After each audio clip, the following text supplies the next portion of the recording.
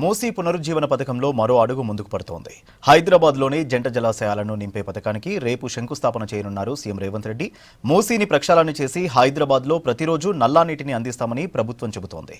2 ఏళ్లలో Godavari drinking water scheme phase 2, 3 చేయాలని లక్ష్యంగా పెట్టుకున్నామని తెలిపింది.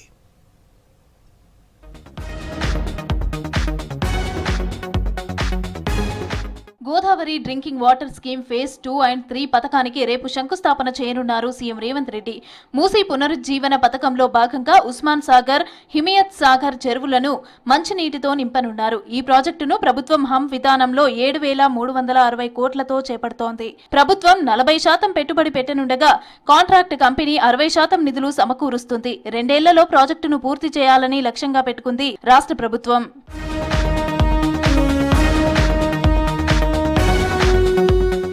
గోదావరి డ్రింకింగ్ వాటర్ స్కీమ్లో భాగంగా మల్లన్న సాగర్ రిజర్వాయర్ నుంచి 20 టీఎంసీల నీటిని తరలించనున్నారు. ఉస్మాన్ సాగర్, హిమయత్ సాగర్ జలాశయాలను నింపి మూసీ పునరుజ్జీవానికి 2.5 టీఎంసీలు కేటాయించనుంది సర్కార్. మిగతా 17.50 టీఎంసీలు హైదరాబాద్ తాగునీటి అవసరాలకు వినియోగిస్తారు. మార్గ మధ్యలోని 7 చెరువులను నింపనున్నారు.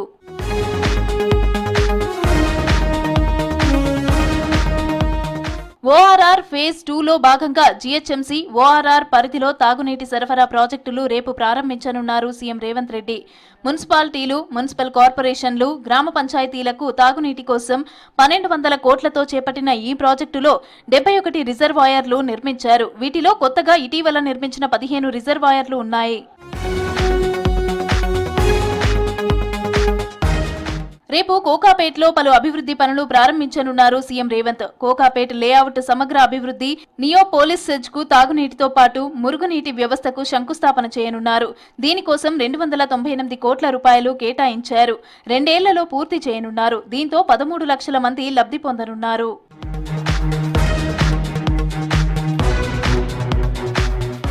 రాష్ట్రంలో పామాయిల్ రైతులను ప్రోత్సహిస్తున్నామన్నారు మంత్రి తుమ్మల నాగేశ్వరరావు. రాష్ట్రంలో 10 లక్షల ఎకరాల్లో పామాయిల్ సాగు చేసేలా చర్యలు తీసుకుంటున్నామని చెప్పారు. భద్రాద్రి కొత్తగూడెం జిల్లా అశ్వరావుపేట పామాయిల్ ఫ్యాక్టరీని ఆకస్మికంగా తనిఖీలు చేశారు తుమ్మల. ఇటీవల తరచూ ఫ్యాక్టరీలో బ్రేక్ డౌన్ కావడానికి గల కారణాలను తెలుసుకున్నారు. ఫ్యాక్టరీలో సమస్యలను పరిష్కరించాలని ఆదేశించారు. రాష్ట్రంలో నష్టం లేని కార్పొరేషన్ ఏదన్నా ఉంటే రాయలపేట కార్పొరేషన్.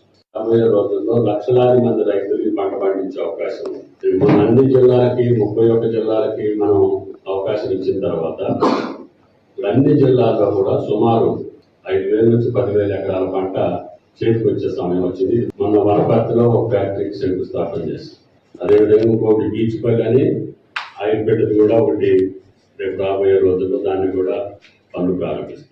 దేశ ప్రజలకు న్యాయం జరగాలంటే ఉపరాష్ట్రపతి ఎన్నికల్లో జస్టిస్ సుదర్శన్ రెడ్డి విజయం సాధించాలన్నారు కాంగ్రెస్ ఎంపీ మల్లు రవి. పార్టీలకు అతీతంగా ఎంపీలందరూ ఆయనకే ఓటు వేయాలని విజ్ఞప్తి చేశారు. ఉపరాష్ట్రపతి రేపు మధ్యాహ్నం 2:30కు పాత పార్లమెంటు భవనం సెంట్రల్ హాల్లో మాక్ పోలింగ్ నిర్వహిస్తున్నామని చెప్పారు. ఈ పోలింగ్ ను తెలంగాణ కాంగ్రెస్ ఎంపీలు సహా అందరూ ఉపయోగించుకోవాలన్నారు మల్లు రవి. ప్రతి ఎంపీ కూడా అందరికీ జస్టిస్ సుదర్శన్ రెడ్డి గారు పోటీ చేస్తున్నాడు గారు. జస్టిస్ సుదర్శన్ రెడ్డి గారు సుప్రీంకోర్టు ఆఫ్ ఇండియాకి జడ్జిగా పనిచేశాడు. భారతదేశ ప్రజలందరి తరఫున జడ్జిగా చేయటమే కాకుండా నిరంతరం ప్రజల తరఫునే ఆయన తీర్పులన్నీ ఉన్నాయని, ప్రభుత్వాలకి బాకా ఊదుకుంటా ఇచ్చినటువంటి జడ్జిమెంట్స్ కావు. ప్రజల కోసం రాజ్యాంగానికి అనుకూలంగా జడ్జిమెంట్ ఇచ్చినటువంటి వ్యక్తి కాబట్టి ప్రజాస్వామ్యాన్ని, రాజ్యాంగాన్ని రక్షించడానికి జస్టిస్ సుదర్శన్ రెడ్డి పోటీ. ఉపరాష్ట్రపతి ఎన్నికల్లో జస్టిస్ సుదర్శన్ రెడ్డికి మద్దతిస్తున్నట్లు ఎంఐఎం ప్రకటించడంతో హర్షం వ్యక్తం చేశారు ముఖ్యమంత్రి రేవంత్ రెడ్డి. ఈ సందర్భంగా ఎక్స్లో ధన్యవాదాలు చెప్తూ పోస్టు చేశారు.